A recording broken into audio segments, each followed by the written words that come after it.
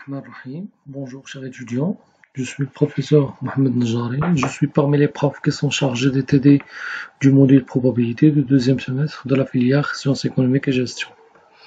Dans cette vidéo, je vais procéder à la présentation de la collection de la cinquième et la dernière série des exercices qui s'articulent sur les lois de probabilité usuelles, discrètes et continues.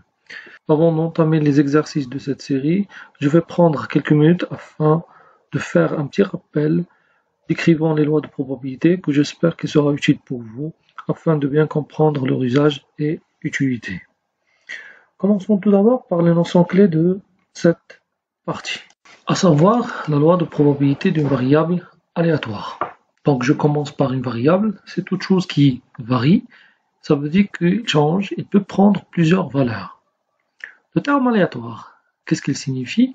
Il signifie que lors d'une expérience donnée, on ne peut pas prévoir la valeur que peut prendre la variable. Autrement, si on parle d'une variable aléatoire, donc automatiquement qu'il y en a des variables qui sont non aléatoires. Pour expliquer, je vais prendre deux exemples. Le premier exemple, je vais lancer un dé équilibré de 6 faces, numéroté de 1 jusqu'au 6, et voir la face obtenue. Là, c'est une variable et elle est aléatoire. Pourquoi? Parce qu'avant de lancer, je ne peux pas prévoir la face que je vais obtenir, sachant que je sais bien qu'elle va être soit 1, 2, 3, 4, 5 et 6. Donc, c'est une variable qui est aléatoire. Pour le deuxième exemple, je vais prendre les jours de la semaine. C'est une variable car on a cette valeur, lundi, mardi, jusqu'au dimanche. Si je prends qu'aujourd'hui, c'est lundi, quel sera le jour de demain? Bien sûr, ça ne sera que le mardi. Donc, c'est une variable qui est non aléatoire puisque je sais bien la valeur que peut prendre la variable lors d'une expérience donnée. Après avoir vu la signification de la variable aléatoire, je passe maintenant à la détermination de la loi de probabilité.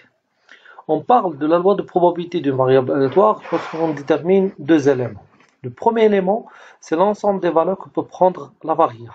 Je l'ai noté ici x1, x2, x3 jusqu'au xn. Donc cet ensemble d'éléments x1 jusqu'au xn, on l'appelle le domaine des valeurs de x. Bien sûr, d de x va être soit un ensemble des éléments qui sont isolés, donc on parle d'une variable qui est discrète. Si d de x est un intervalle, donc on parle d'une variable qui est continue. Le deuxième élément de la loi de probabilité, bien qu'on doit déterminer, ce sont les probabilités associées à chaque valeur de x. Je l'ai noté ici, donc là-bas, x1. Donc, on associe P1. Ça veut dire que la probabilité de x1 ou bien la probabilité que x égale x1. La même chose pour P2, P3, non jusqu'au Pn. Mais il y en a des conditions.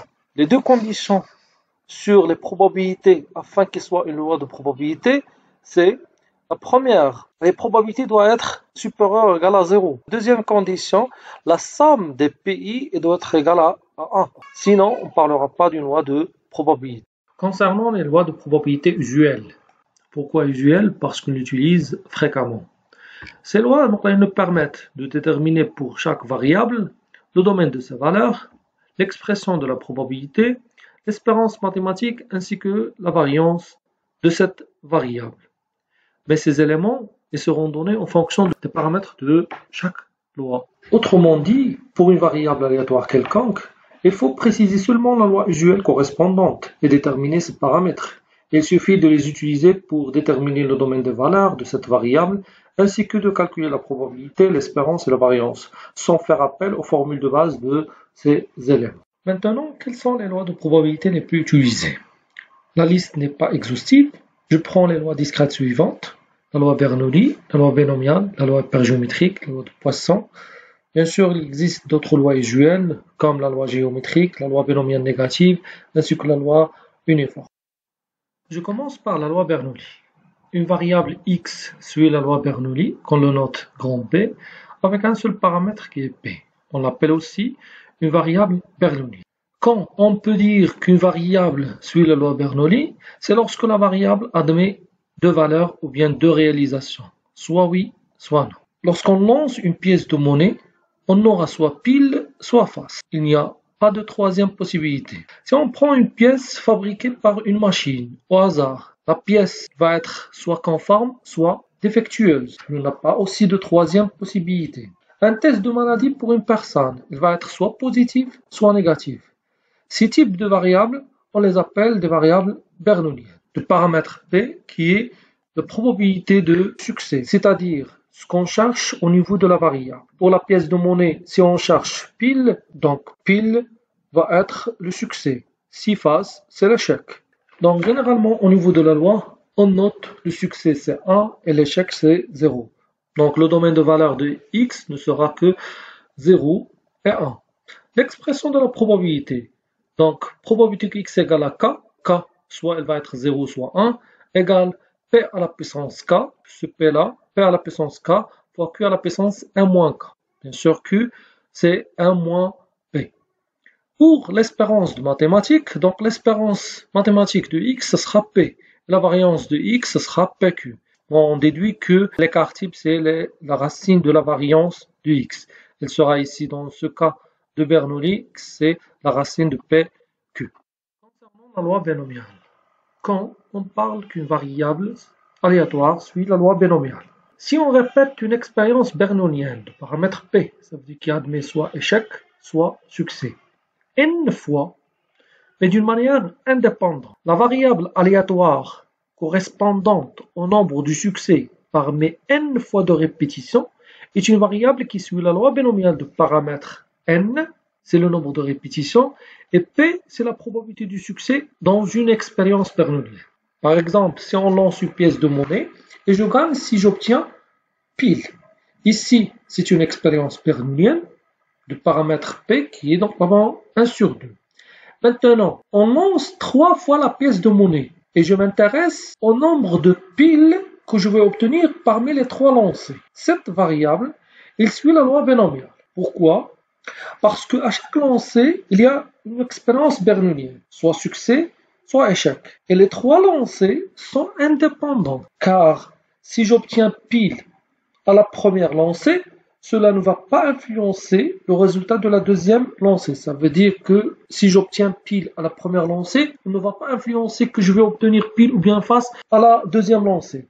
Et de même pour la troisième lancée. Donc, à ce cas, on dit que la variable suit la loi binomiale de paramètre n égale à 3 et p égale 1 sur 2. En général, on dit que x suit la loi binomiale de paramètre n et p. Le domaine de valeur de x.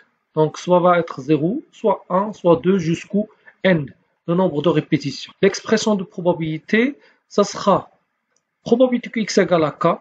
Donc, k appartient à d de x, ça veut dire que soit 0, soit 1, soit 2 jusqu'au n. C'est ck parmi n fois p à la puissance k fois q à la puissance n moins k. Et q, toujours, il est 1 moins p. Concernant l'espérance mathématique de x, il sera n fois p. Variance de x, c'est npq. Et l'écart type de x, c'est la racine carrée de la variance, c'est la racine carrée de npq. Passons maintenant à la loi hypergéométrique. On note grand X, la variable, suit la loi hypergéométrique, on le note h, avec 3 paramètres, grand N, petit n et p. Grand N, ça concerne la taille de la population. Petit n, la taille de l'échantillon, et p, c'est la probabilité de succès. Quand on parle de la loi hypergéométrique, c'est lorsqu'on a une population avec une certaine caractéristique, et chaque individu de la population, soit elle a cette caractéristique ou non, et on va prendre un échantillon de cette population. Et on va s'intéresser au nombre d'individus ayant la caractéristique dans l'échantillon. Là, c'est une loi hypergéométrique. Je vais la concrétiser par un exemple. Un lot de 10 000 pièces fabriquées par une machine. La caractéristique, c'est la défectuosité. Ça veut dire que chaque pièce fabriquée par la machine, soit elle va être défectueuse, soit elle va être non défectueuse. Ça veut dire qu'elle est conforme. Ici, on a, parmi les 10 000 pièces fabriquées, on a 500 pièces défectueuses dans le lot. L'échantillon pris de la population, il représente 100 pièces. La variable qu'on cherche, c'est le nombre de pièces défectueuses dans l'échantillon, non pas dans la population parce qu'elle est déjà connue. Donc, x, la variable, c'est le nombre de pièces défectueuses dans l'échantillon. Ça veut dire que l'échantillon de 100 pièces parmi les 1000 pièces fabriquées, donc les 100 pièces, soit elles vont être, pour chaque pièce, soit elle va être défectueuse ou non. Donc, x ici, il suit la loi hypergéométrique de la taille de la population n égale 10 000, la taille de l'échantillon n égale à 100, et P, c'est la probabilité du succès. Le succès de quoi? Ça veut dire que la pièce elle est défectueuse. La probabilité que la pièce soit défectueuse, c'est 500 sur 10 000, puisqu'on a 500 pièces défectueuses parmi les 10 000 pièces. Donc c'est 5%.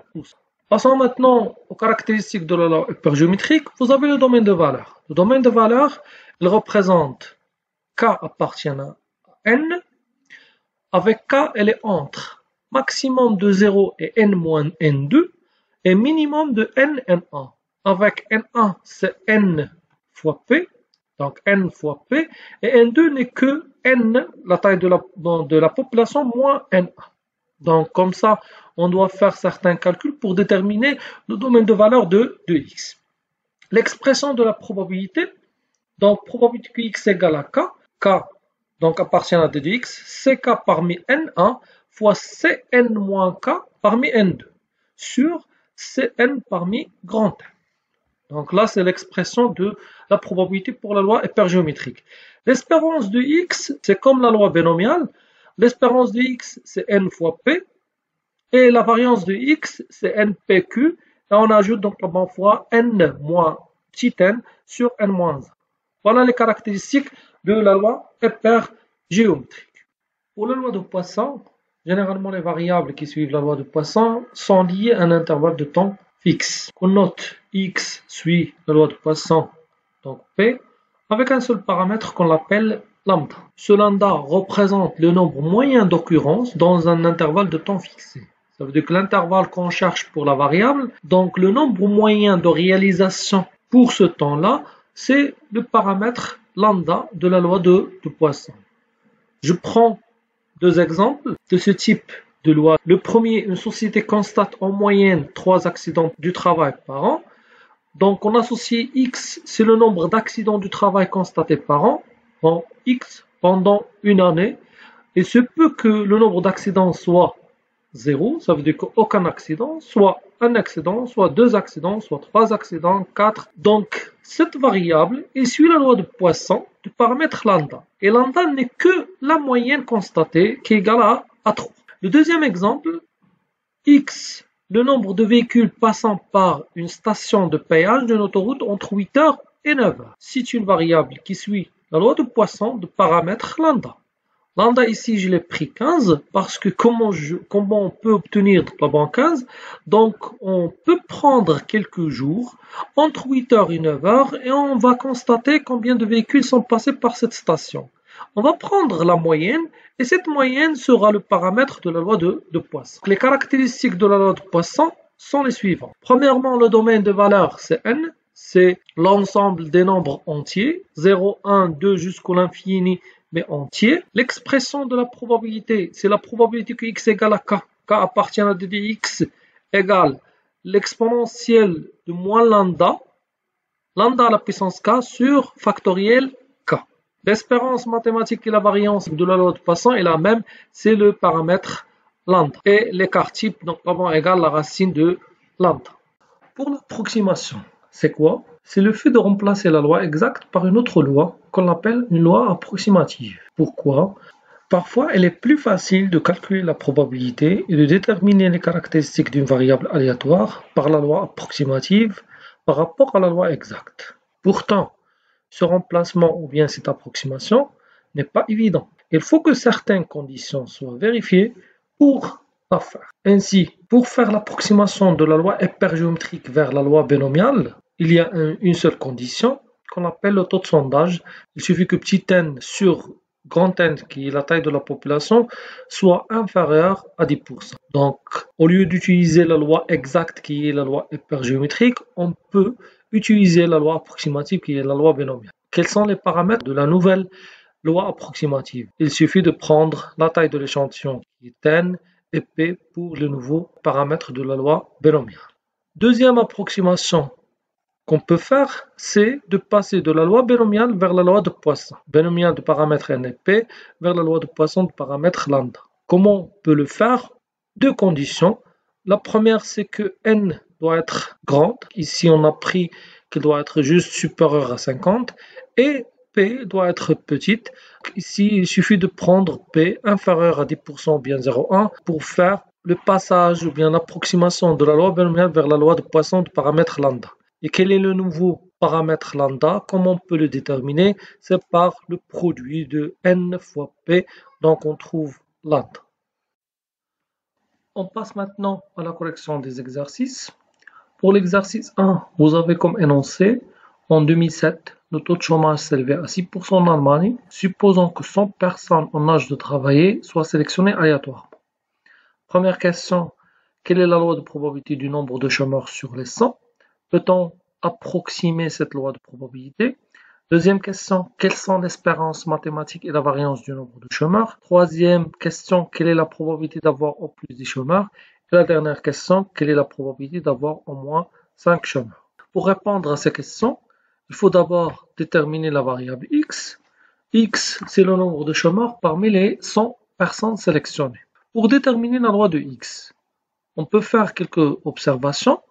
Premièrement, si on prend une personne, elle va être soit chômeur, soit non. Donc, pour chaque personne, c'est une variable bernoullienne. Le paramètre P, P c'est la probabilité que la personne soit chômeur, c'est 6%. Et on a ici dans la banque 100 personnes. Ça veut dire que cette variable bernoullienne, elle va se répéter 100 fois. Autre chose, une personne chômeur. Est-ce qu'elle va influencer une autre personne pour qu'elle soit chômeur ou non? Bien sûr non. Donc ces variables bernoulliennes sont indépendantes.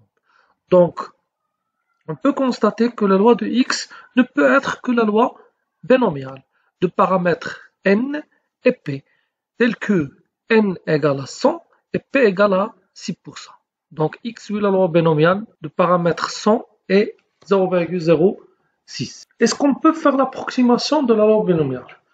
On a déjà vu qu'on peut faire l'approximation de la loi binomiale vers la loi de Poisson. Est-ce que c'est le cas ici? Donc, puisque n égale à 100, il est supérieur à 50. P égale à 0,06, il est inférieur à 0,1. Donc, les conditions de l'approximation, elles sont vérifiées. Donc, on peut faire l'approximation de la loi binomiale par la loi de Poisson du paramètre lambda. Et lambda ne peut être que n fois P égale à 6. Pourquoi 6? Donc, c'est 100 fois 0,06. Pour la deuxième question, quelles sont l'espérance mathématique et la variance de la variable x? On va utiliser la loi approximative qui donne que l'espérance de x égale la variance de x égale lambda, et lambda ici égale à 6. Pour la troisième question, quelle est la probabilité d'avoir au plus de chômeurs, puisque x c'est le nombre de chômeurs parmi les 100 personnes sélectionnées. Donc la réponse c'est par l'expression de la probabilité que x est inférieur à 10, puisqu'on a au plus, donc la désigne inférieur ou égal à 10. On a vu la loi approximative de la variable x et la loi de Poisson, le paramètre lambda. Donc pour répondre à cette question, on va utiliser la table de la loi de Poisson avec un paramètre de 6. Comment on peut utiliser la table de la loi de Poisson? Vous avez un extrait ici de la table de la loi de Poisson. Comment je peux trouver cette probabilité? Premièrement, vous avez x suit la loi de Poisson du paramètre lambda égale à 6. Donc les paramètres de la loi de Poisson, comment on le trouve d'une manière horizontale. Ici, pour x, donc ici on a donc 10, on va le chercher ici. Mais on doit faire attention à une chose, puisque ici on va chercher inférieur, n'est pas la même chose que supérieur. Donc la table ici, donc il nous donne avec l'inférieur. Donc la valeur de la probabilité, on va la chercher au niveau de cette table. Donc vous avez lambda égale à 6, c'est ici. 10 ici, donc vous avez ici, bon, inférieur, c'est inférieur. Donc l'intersection entre lambda égale à 6 et la valeur de x égale à 10, donc elle donne cette valeur qui est de 0,9574. Donc la probabilité que x est inférieur à 10 égale 0,9574, c'est 95,74%. La dernière question, vous avez quelle est la probabilité d'avoir au moins 5? On l'exprime par probabilité que x est supérieur ou égal à 5. Puisque vous avez au moins, c'est supérieur ou égal. La table nous donne avec l'inférieur. Donc, comment je peux chercher cette probabilité dans la table? Ça veut dire que je dois transformer supérieur à l'inférieur. Comment? C'est la probabilité que x elle est supérieure ou égale à 5 égale 1 moins la probabilité que x elle est inférieure strictement à 5. Pourquoi ici strictement? Parce que la variable elle est discrète. Donc elle est égale à 1 moins la probabilité que x inférieure ou égale à 4, puisque donc, bon, ce qui est inférieur strictement à 5 est le plus proche, donc là c'est 4. Donc, on va lire donc, probabilité x égale à 4 dans la table. Vous avez ici lambda, c'est toujours donc la 6 et la valeur donc la de x c'est 4. Et vous trouvez ici c'est 0,2251. Donc, 1 moins la probabilité x inférieure ou égale à 4 égale 1 moins 0,2851. Donc, la probabilité que x est supérieur ou égal à 5 égale 0,7149. Donc, ça donne 71,49%. Passons maintenant au deuxième exercice. La société Axeling Computer fabrique des ordinateurs dans deux usines, l'une située au Texas, l'autre à Hawaï. L'usine de Texas emploie 40 personnes, l'usine de Hawaï 20 personnes. On a demandé à un échantillon aléatoire de 10 employés de répondre à un questionnaire. Soit X la variable aléatoire associée au nombre d'employés travaillant à Hawaï, sélectionnée dans l'échantillon. Première question, déterminer la loi de probabilité de X, son espérance et sa variance. Deuxième question, quelle est la probabilité qu'au moins 2 employés sélectionnés travaillent à Hawaï? Troisième question, quelle est la probabilité que tous les employés sélectionnés travaillent au Texas? Pour schématiser, donc vous avez une entreprise qui a deux usines, Texas et Hawaï. Donc Texas emploie 40 personnes, Hawaï emploie 20 personnes. Donc en total de personnes travaillant en entreprise, c'est 60. On a pris un échantillon de 10 personnes. On s'intéresse au nombre d'employés travaillant à Hawaï sélectionnés dans l'échantillon. C'est-à-dire que parmi les 10 personnes, combien de personnes travaillent à Hawaï? Donc, quelle est la loi de la variable X? Puisqu'on parle d'une population de taille 60, ainsi on a pris un échantillon de 10 personnes et on s'intéresse pour chaque personne, est-ce qu'elle travaille à Hawaï ou non? La loi de X ne peut être que la loi hypergéométrique du paramètre n, la taille de la population 60, petit n, la taille de l'échantillon 10, et p, la probabilité de succès, ça veut dire que la personne travaille à Hawaï, puisqu'on a une population de 60 et les personnes qui travaillent à Hawaï c'est 20, donc p c'est 20 sur 60, c'est 1 sur 3. On note x suit la loi hypergéométrique h 70, 1 sur 3. Concernant le domaine de définition de x, d de x égale k appartient à n, avec k elle est entre max 0 et n moins n2, et min de n n1, avec n1 égale n fois p. Ici, n c'est 60, p égale 1 sur 3, donc égale à 20. n2 c'est 60 moins 20, c'est 40. Donc le max de 0 et n moins n2, c'est le max entre 0 et 10 moins 40, c'est le max entre 0 et moins 30, donc c'est 0, puisque c'est le plus grand. Min n1, c'est le minimum de entre 10 et 20, c'est 10. Donc t de x, c'est k appartient à n, k entre 0 et 10, ça veut dire que c'est 0, 1, 2, 3 jusqu'au 10. L'expression de la probabilité de cette variable, probabilité que x égale à k, c'est ck parmi n1 fois cn moins k parmi n2 sur cn parmi grand N. On remplace n, n1, n2 et grand N, c'est ck parmi 20 fois c10 moins k parmi 40 sur c10 parmi 60. Pour l'espérance mathématique de cette variable, vous avez l'espérance de x, c'est n fois p, c'est 10 fois 1 sur 3, c'est 3,33. Pour la variance, c'est n fois p fois q fois n moins petit n sur grand N moins 1, c'est 10 fois 1 sur 3, q c'est 2 sur 3, fois 60 moins 10 sur 60 moins 1, ça donne c'est 1,883. La deuxième question, ça concerne la probabilité pour qu'au moins 2 employés sélectionnés travaillent à Hawaï. C'est la probabilité que x supérieur ou égal à 2. Donc, au moins supérieur ou égal à 2, elle est égale à 1 moins la probabilité que x inférieure strictement à 2. Les valeurs de x qui sont inférieures strictement à 2, c'est 0 et 1, puisque que ici 2 n'est pas incluse.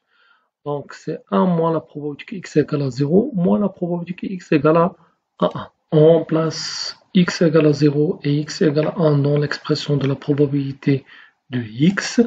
Donc on trouve que c'est la probabilité que x est supérieur ou égal à 2, c'est 1 moins C0 parmi 20 fois C10 parmi 40 sur C10 parmi 60 moins pour la probabilité que x égale à 1, c'est C1 parmi 20 fois C9 parmi 40 sur C10 parmi 60.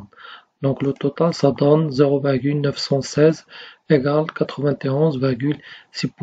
Malgré ces formules, rappelez-vous que la probabilité toujours entre 0 et 1. Ça veut dire qu'il ne peut être jamais négatif ni supérieur à 1. Pour la troisième question, la probabilité que tous les employés sélectionnés travaillent au Texas par rapport à la variable qui est le nombre de personnes travaillant à Hawaï sélectionnées dans l'échantillon. Donc, si tous les employés travaillent au Texas, ça veut dire qu'aucune personne travaille à Hawaï. Ce qui est donc que c'est la probabilité que x égale à 0. Ça veut dire qu'aucune personne travaille à Hawaï.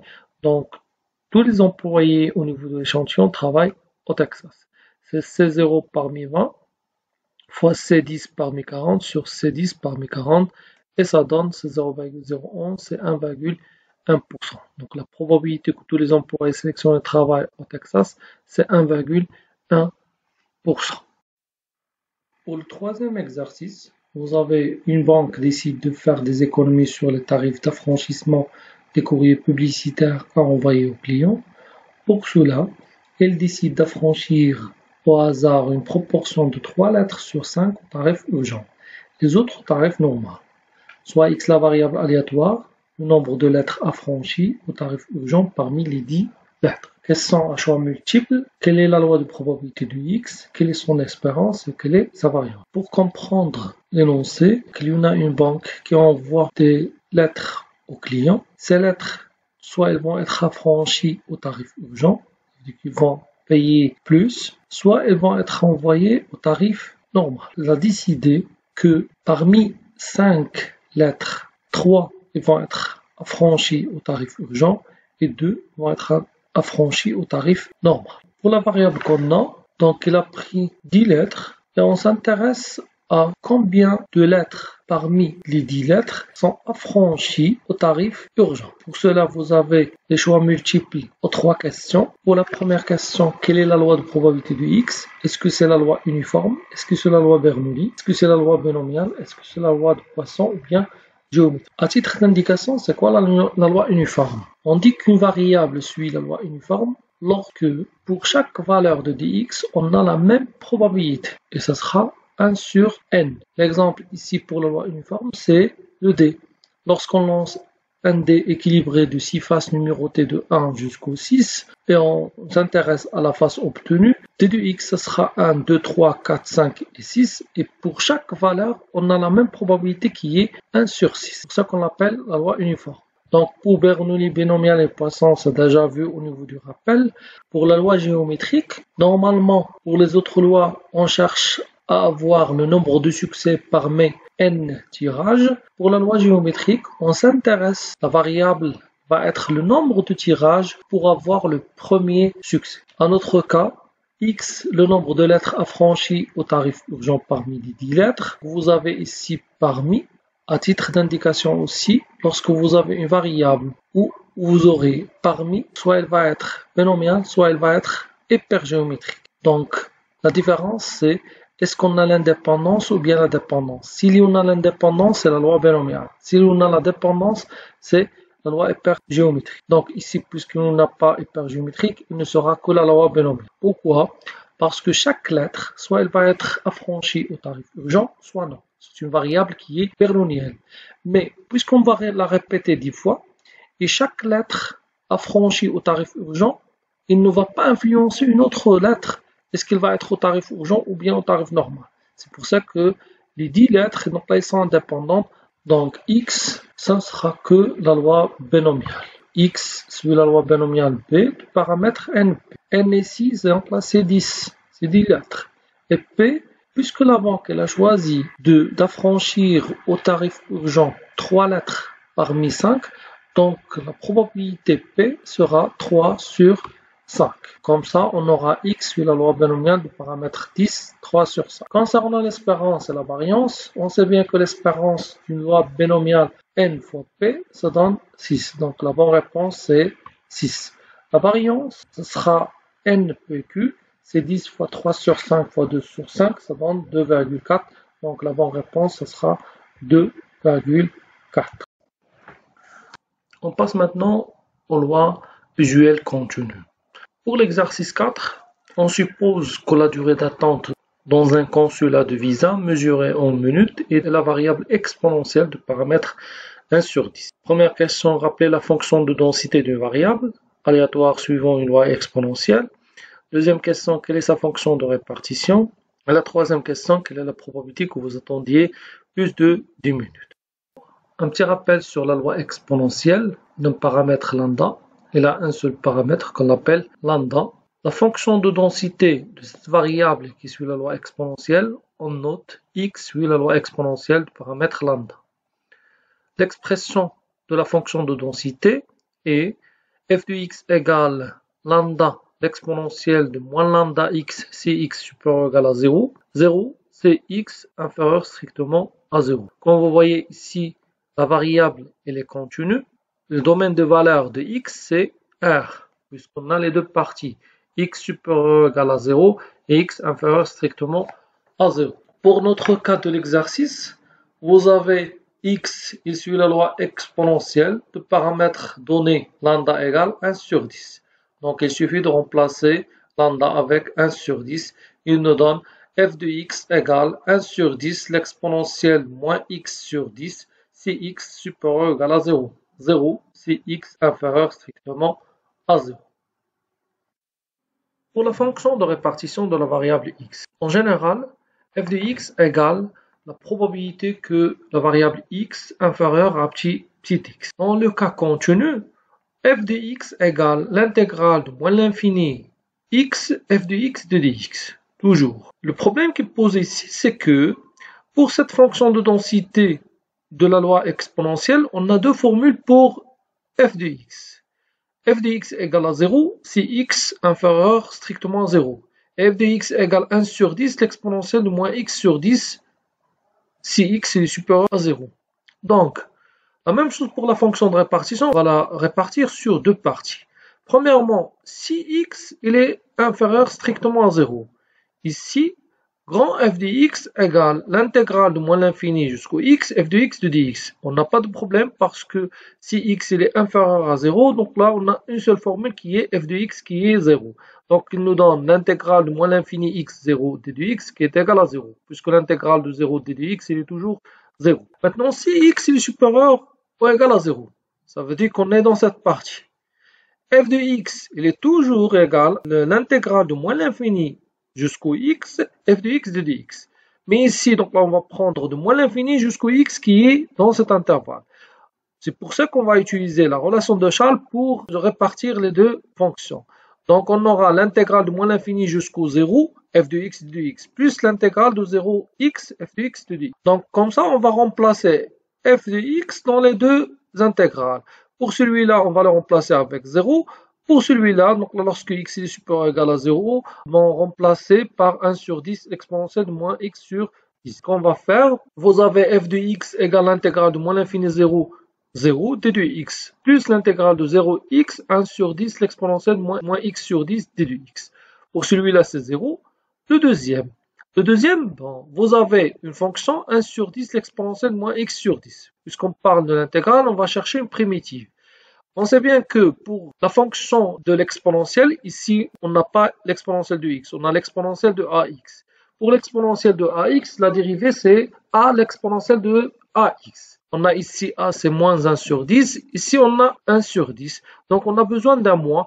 Donc, je vais faire moins l'intégrale de 0x moins 1 sur 10, l'exponentielle de moins x sur 10. Et comme ça, la fonction primitive de moins 1 sur 10, l'exponentielle moins x sur 10, ça sera l'exponentielle de moins x sur 10. Avec donc là-bas ce moins là, entre x et 0, donc on va remplacer x et 0, donc c'est moins l'exponentielle moins x sur 10, moins, et je remplace ici par 0, moins 0 sur 10.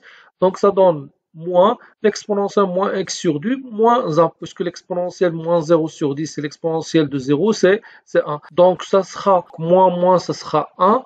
1 moins l'exponentielle moins x sur 10. Comme ça, j'aurai f de x, la fonction de répartition donc, de x, elle est égale à 1 moins l'exponentielle moins x sur 10 si x est supérieur ou égal à 0, et 0 si x inférieur strictement à 0. Pour la troisième question, quelle est la probabilité que vous attendiez plus de 10 minutes? Donc, on va chercher la probabilité que x est supérieur ou égal à 10. Lorsqu'on a supérieur ou inférieur, on peut utiliser la fonction de répartition. C'est l'objectif de cette question. Donc, vous avez probabilité x supérieur ou égal à 10, c'est 1 moins la probabilité que x est inférieur strictement à 10. Bon, on utilise la fonction de répartition pour l'inférieur. Donc, il est égal à 1 moins f de 10. Et puisque ici, vous avez f de x égale 1 moins l'exponentielle moins x sur 10 si x supérieur ou égal à 0 et 0 si x inférieur strictement à 0.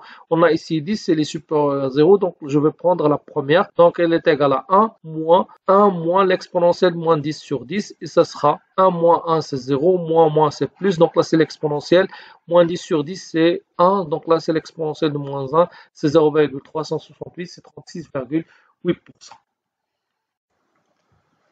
On passe maintenant à la loi la plus adaptée aux variables aléatoires et la plus utilisée par rapport aux autres lois de probabilité, qui est la loi normale. On l'appelle aussi la loi gaussienne, ou bien la loi de Gauss, ou bien la loi de Laplace. Elle a deux paramètres, mu et sigma. Si x est une variable normale, on note x suit la loi normale de paramètres mu et sigma. Concernant la fonction de densité de probabilité de la loi normale, c'est f de x égale 1 sur sigma, racine de 2pi, exponentielle de moins 1 sur 2, x moins mu sur sigma, le tout au carré. Quel que soit x appartient à R, puisque la loi normale est une loi continue, son domaine de définition c'est R. L'espérance de x c'est mu, et la variance de x c'est sigma au carré. Si on vous demande la fonction de densité de probabilité de la normale au niveau des exercices, on prend cette fonction et on remplace mu et sigma. Pour calculer la probabilité de la variable aléatoire normale, on peut utiliser la densité f de x. Mais cette densité, on a dit qu'elle dépend de mu et du sigma. Donc si on peut faire une table de la loi normale, on va avoir une infinité de tables. Table de probabilité, elle désigne un tableau indiquant les valeurs de x et leur probabilité correspondante. J'ai dit qu'avec la loi normale, n, mu et sigma, on aura une infinité de tables, tant que si mu et sigma changent, la table change aussi. Pour unifier toutes les tables de la loi normale, afin de les rendre en une seule table, on a fait un changement de variable. On a passé de x à z. Comment? On a centré la valeur x et on l'a réduit. On a centré, puisqu'on a pris la variable x moins mu, on l'a réduit en la divisant sur sigma. Comme ça, on aura une nouvelle variable, comme la note z ou bien u, qui suit la loi normale centrée et réduite. Cette loi normale centrée et réduite, elle ne dépend ni de mu, ni de sigma. Donc, son espérance, c'est 0 et la variance, c'est 1. Donc, en résumé, pour calculer la probabilité d'une variable normale, il est nécessaire de faire le changement de variable, c'est-à-dire passer de la loi normale n mu sigma vers la loi normale centrée réduite et de chercher la probabilité dans la table de la loi normale centrée réduite.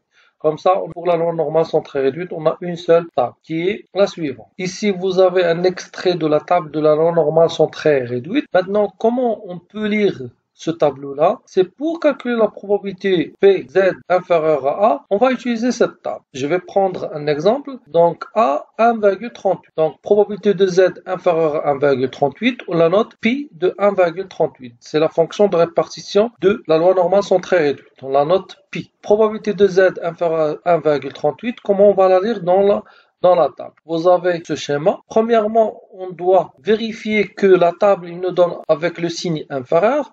Donc ici, vous avez inférieur, ici inférieur. Deuxième chose, dans x1, x2, ça veut dire que la colonne verticale et la ligne horizontale, elles correspondent à ce qu'on appelle au quantile.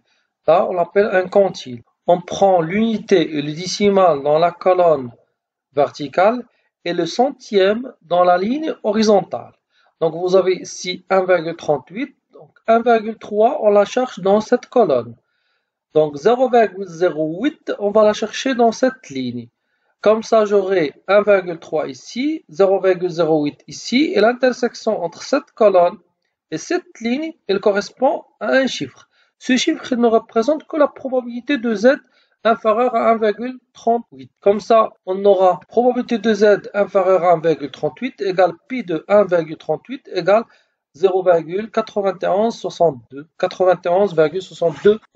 Je vais prendre un autre exemple. Donc 0,7995, il correspond à la probabilité de quoi? À la probabilité de 0,8 pour la première partie et 0,04 pour la deuxième partie. Donc on aura 0,84. Donc probabilité de Z inférieure à 0,84 égale pi de 0,84 égale 0,7995. Autre chose, ce qu'on peut constater ici au niveau de la table, il ne donne pas les valeurs négatives tant que le domaine de définition de la loi normale centrée réduite c'est R. Donc vous avez juste les valeurs qui sont positives, ainsi que la probabilité ici commence par 0,5. Pourquoi 0,5? Parce que la fonction de la loi normale centrée réduite est une fonction qui est symétrique. Ça veut dire qu'on a pris juste la partie qui est positive. Quand les valeurs de A sont négatives ou quand les probabilités sont inférieures à 5, on utilise les formules suivantes. Tout d'abord, la formule de base, c'est probabilité de Z inférieure à A égale P de A. Si on a la probabilité de Z supérieure à A, pour la trouver dans la table, 1 moins P de A. Pour les valeurs négatives, probabilité de Z inférieure ou égale à moins A égale 1 moins P de A. Si la probabilité de Z supérieure à moins A égale P de A. Et pour probabilité de Z entre A et B égale P de B moins P de A. Donc on utilise donc ces formules pour trouver n'importe quelle valeur pour la loi normale centrée réduite concernant les quantiles et les probabilités. Passons maintenant à l'exercice 5. C'est le dernier exercice. Vous avez le prix moyen des actions des sociétés composant l'indice S&P 500 est de $30 et l'écart type de 8,20$. Supposez que le prix des actions soit normalement distribué. Première question, quelle est la probabilité que le prix des actions d'une société soit d'au moins $40? Deuxième question, quelle est la probabilité que le prix des actions d'une société soit inférieur à $20? Et troisième question, quel doit être le prix minimum des actions pour que la société fasse partie des 10% les mieux cotés? Avant de répondre à ces questions, il faut tout d'abord formaliser les données de l'exercice. Vous avez la variable ici, c'est le prix des actions d'une société. Ainsi que, on a supposé que le prix des actions soit normalement distribué. Ça veut dire que cette variable, qui est le prix des actions d'une société, suit une loi normale. Deux paramètres. Le premier, c'est mu, c'est la moyenne. Vous avez ici la moyenne, c'est $30. Et l'écart type, c'est 8,20. Donc, vous avez soit X, le prix des actions d'une société, X suit la loi normale de moyenne mu égale 30 et d'écart type sigma égale 8,20. On a X suit la loi normale 30, 8,20. Mais pour répondre aux questions qui concernent la probabilité de la variable X, il faut faire le changement de variable. Ça veut dire que passer de la loi normale à la loi normale centrée réduite. Donc ici Z, qui va suivre la loi normale centrée réduite, elle va être X moins 30 sur 8,20. Puisqu'on a déjà vu, donc Z, toujours elle est égale à X moins mu sur sigma. Mu ici c'est 30 et sigma c'est 8,20. Première question, quelle est la probabilité que le prix des actions d'une société soit d'au moins $40? Ça donne probabilité de X est supérieur à 40. À noter ici pour la loi normale, supérieur ou bien supérieur à égal est la même chose, car la probabilité d'une seule valeur est négligeable. Donc ce qui donne probabilité que x supérieur à 40, on passe à la loi normale centrée réduite, ça veut dire par la variable z. Probabilité de z est supérieure à 40 moins 30 sur 8,20. Égale la probabilité de z supérieure à 1,22. La table de la loi normale centrée réduite, il nous donne avec l'inférieur. Pour calculer probabilité de z supérieure à 1,22, elle est égale à 1 moins la probabilité de z inférieure à 1,22, ce qui donne 1 moins pi de 1,22. Comment on peut le calculer dans le tableau? 1,22, donc 1,2 ici et 0,02 ici. Donc l'intersection entre les deux, ça donne 0,8888. Donc c'est 1 moins 0,8888, c'est 0,1112 égale 11,12%. Pour la deuxième question, vous avez quelle est la probabilité que le prix des actions d'une société soit inférieur à $20. Donc c'est la probabilité que x inférieur à 20 égale la probabilité de Z, centre et on réduit, 20 moins 30 sur 8,20 égale probabilité de Z inférieure à moins 1,22. Comment on peut déterminer la probabilité de Z inférieure à moins 1,22? C'est par l'utilisation des formules que je vous ai données. Donc, probabilité de Z inférieure ou égale à moins 1 égale 1 moins P de A. Probabilité de Z inférieur à moins 1,22 est égal à 1 moins pi de 1,22 égale 1 moins 0,8888, c'est 11,12 puisque non, pi de 1,22 c'est déjà calculé pour la première question. La dernière question de cet exercice, quel doit être le prix minimum des actions pour que la société fasse partie des 10% les mieux cotés? Ici, on ne cherche pas une probabilité, mais on cherche un quantile. Comment je peux l'exprimer? Puisqu'on cherche un prix minimum, ça veut dire que le prix des actions doit être supérieur à ce prix-là. Avec, pour que la société fasse partie des 10% les mieux cotés, donc la moyenne est égale à 0,1, bien 10%. Comme ça, on aura probabilité de X supérieure à C. C, c'est le prix minimum qu'on cherche, égale 0,1. Donc ici, au lieu de calculer la probabilité, on cherche un quantile. C. Comment je peux l'obtenir? Premièrement, la table ne donne pas avec le supérieur, elle donne avec l'inférieur. Deuxième chose, donc les probabilités au niveau de la table commencent par 0,5. Donc 0,1, je ne peux pas la trouver. Si je vais la trouver, quand je vais trouver le complémentaire, ça veut dire que 0,9. Donc comme ça, je vais passer de probabilité de X supérieur à C égale 0,1, bon, le complémentaire. Donc probabilité de X, si X inférieur à C, donc elle est égale à 1 moins 0,1, donc 0,9. Si le prix de l'action va être supérieur à C, égale à 10%. Donc, normalement, s'il est inférieur à C, il va être 90%. Donc, comme ça, j'aurai probabilité de X inférieur à C égale 0,9. Donc, pour trouver la valeur qu'on cherche, on doit passer à la variable Z. Ça veut dire qu'on doit centrer et réduire. Comme ça, j'aurai probabilité de X inférieur à C, il est égal à probabilité de Z inférieur à C moins 30 sur 8,20 égale à 0,9. N'oublions pas ici qu'on ne cherche pas une probabilité parce qu'elle est déjà donnée, c'est 0,9. On cherche un quantile A qui est C-30 sur 8,20 au niveau de la table. Comment je vais le faire? Donc je vais chercher la probabilité de 0,9.